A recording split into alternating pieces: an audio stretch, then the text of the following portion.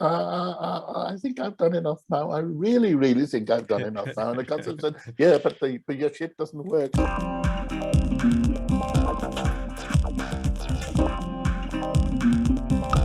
Johan, um, have you ever encountered a problem of having difficulties in ending a project, where you have a disagreement with the customer on when it's actually done or isn't done? Obviously, it happens all the time when you're closing down on a project. There's always some extra things the customer want. But I remember one project several years ago where the customer had a blue, nice, clean interface, and they wanted the interface to be yellow, the background of the interfaces. But Yeah. I did it in excess, and the every single view had its own background color setting. So I had to go through about 60 views and change the color. So that Uh, took me 2 hours or so. And then when the customer got that, they thought that, oh, the yellow is kind of screaming in my face. I cannot see the application. So I want to go with red instead. So then I had to change everything into red. And then the customer said, ah, no, that's too much. So we I think we go back to the blue. That's just some changes we did not get paid for in the end. oh, you make me angry when you tell stories like that, you know. Yeah, that's really an annoying story. Yeah, but the problem is, I think the problem is that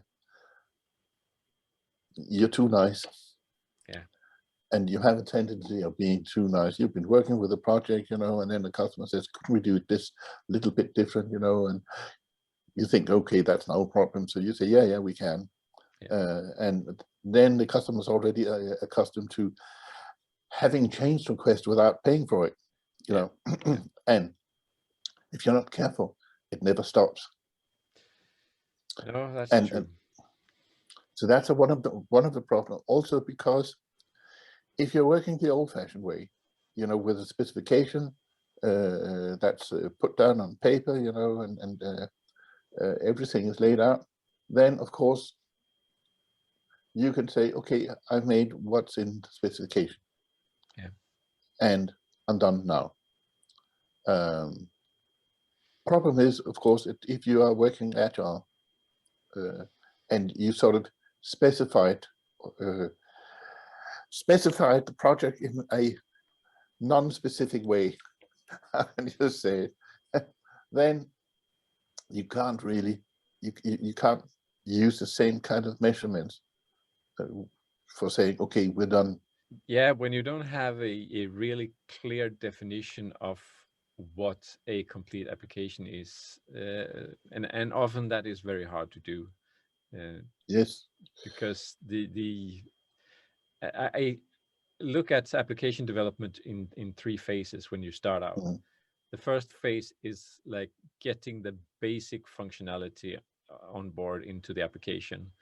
The second phase is um, getting all the expected details into the application so the flow works and test it so everything works as defined by the specification. And the last piece is the piece where you fix all the quirks. And I think that's the where the argument comes up. Where does it end? How many small quirks and pieces do you fix in the end to make the customer happy? Quite a lot of years ago, I was working on a rather large project, Hmm.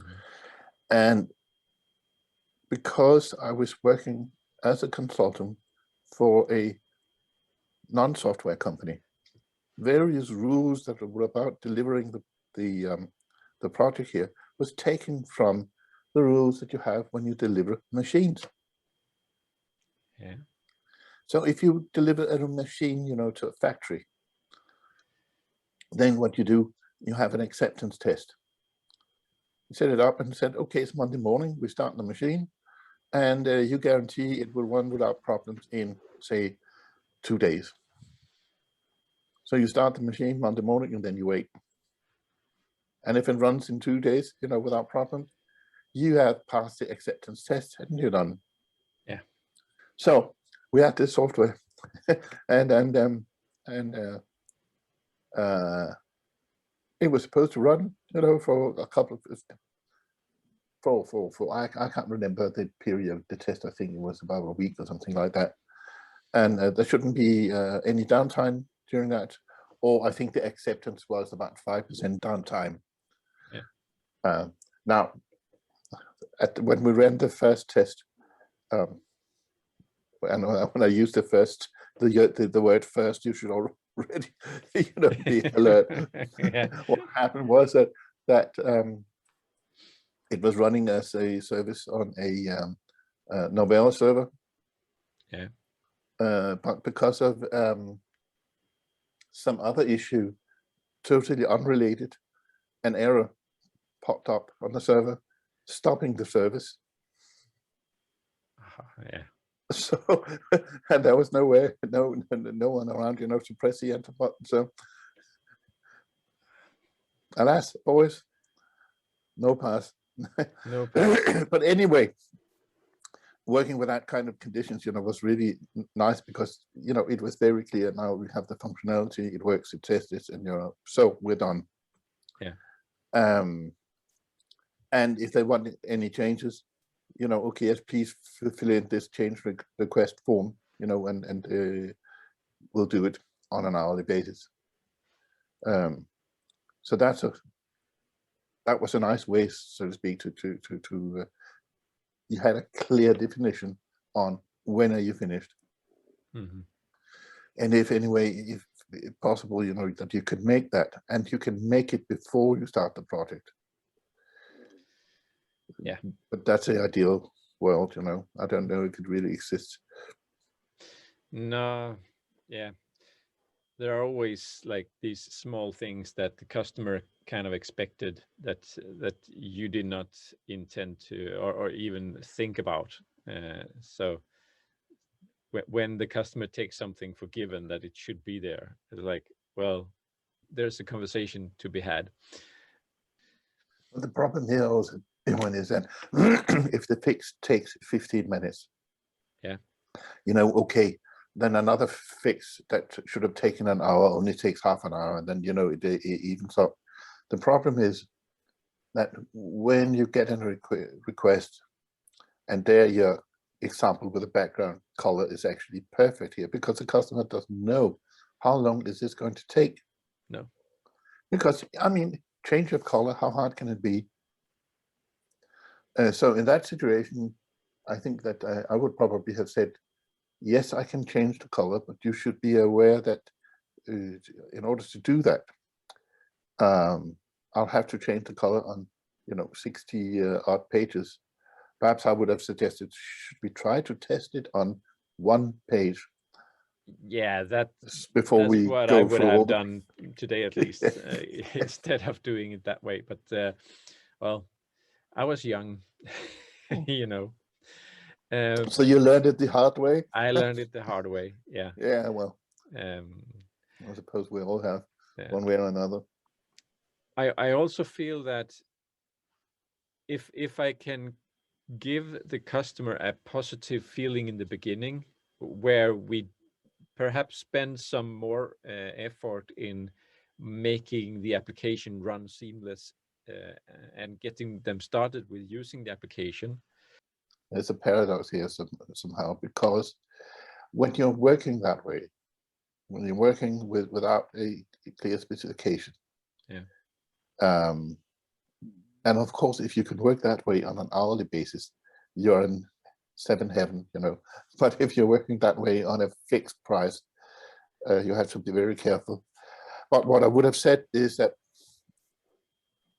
the best result of a project, you'll have that when you work in an agile sort of way, where you have the dialogue with the customer right from the beginning, And so instead of making some rigid specification, you give the customer a chance to find out what he really wants, and not what he thinks he wants.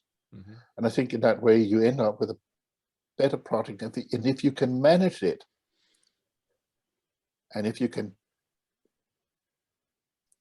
halt the project, when it's done, then you get a better result for everybody.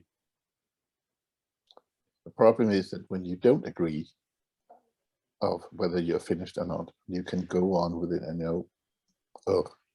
Yeah, but if you look at the design world, how they do it, because that's pure kind of aesthetics and opinions, basically. There's no kind of fixed things that you have delivered by this specification. What they do is, or what they usually do is, they offer 2 drafts or 3 drafts of the design, which would, in our terms, more or less correspond to the 2 first steps of application development, where we get all the kind of major specifications nailed down, so it works as intended. And then they also include 3 rounds, which means that you have 3 times to come with feedback and say, okay, I did not like this color, I want this change, I want some updates here. And you can do that 3 times until you're happy. If you want to go beyond that, then you have to pay more. So that would, in our case, correspond to, you get this application, we make sure that the functionality is there, because we can verify that. But if there are some additional features that we do not agree on, you can look at the application, try it out, and you have 3 rounds or something like that, where you come with feedback, or you have a set amount of hours that you can spend on features. Perhaps not a set of hours, but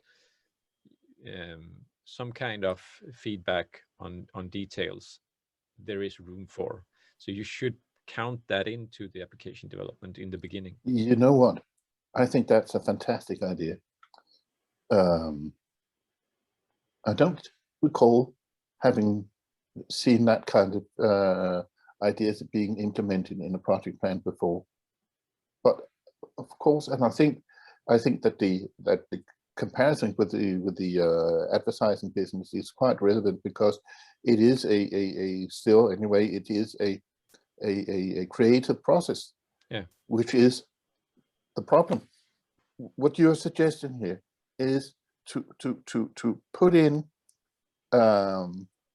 terms on a meta level about the project, saying, okay, we'll do it, and we'll make a prototype for you, for instance, where you can see all the screens. And when we made that, you can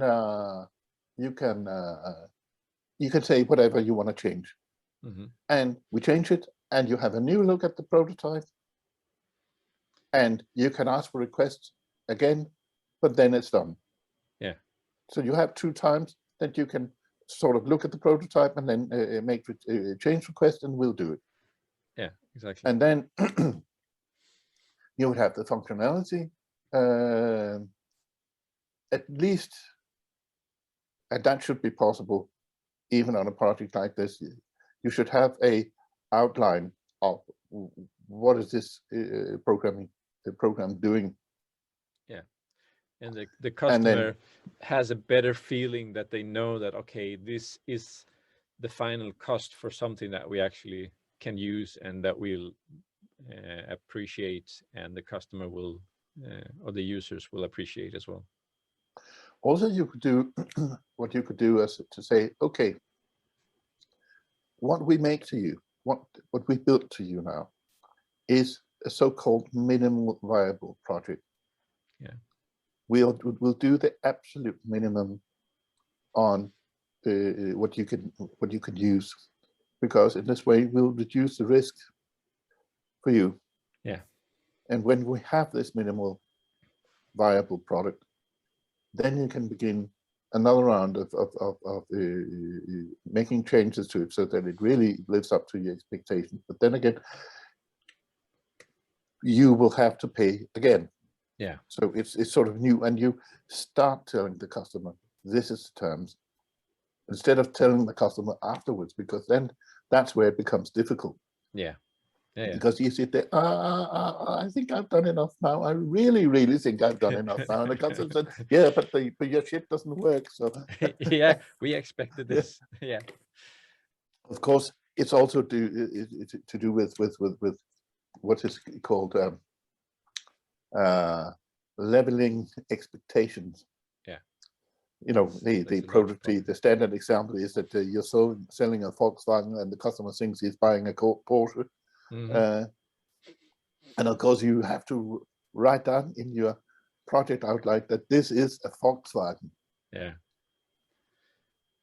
Yeah, not a Porsche. and that's a discussion you want to have with the client from the beginning, and often we do, whether or not this is a low budget project where they just want to get something up and running as fast as possible, as with a low budget, or if this is something that has some specific needs and qualifications in order to work properly, and it should have these design properties. There's no contradiction here between, we say, minimum project or some cheap or low cost project, because we've seen many times, it's typical within the public sphere that you have this company who makes software system for a ministry or something like that, you know, and it costs $1 billion or something like that. Yeah. And when they're done, they finally find out that they can't use it for various reasons. It can't use it, so they scrap the whole shit. Yeah. And if you could make a much smaller project and find out that you have to scrap it when you spend 200 million instead of $1 billion, you know, everybody would have saved a lot of money. Yeah, definitely. Yeah. And of course, the projects that we are working with are not in that size, but it is nonetheless in a size where it hurts the customer if it doesn't work. And sometimes it could hurt badly. So the risk minimization thing, you know, is equally important here, I think. Yeah, and I think when you do the first project with a new customer as well, then a lot of it comes down to building trust. So if you deliver something that works, then they have the trust to also ask for a lot of more things that are more detail oriented later on. Yes, true enough. But one of the terms that I used frequently these days, you know, is that hope is not a strategy.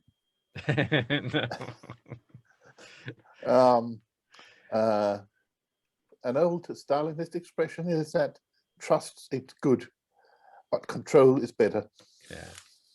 So, of course, you're right that this is important for the success of a project. But if we could write down some terms, nonetheless, that would be so good.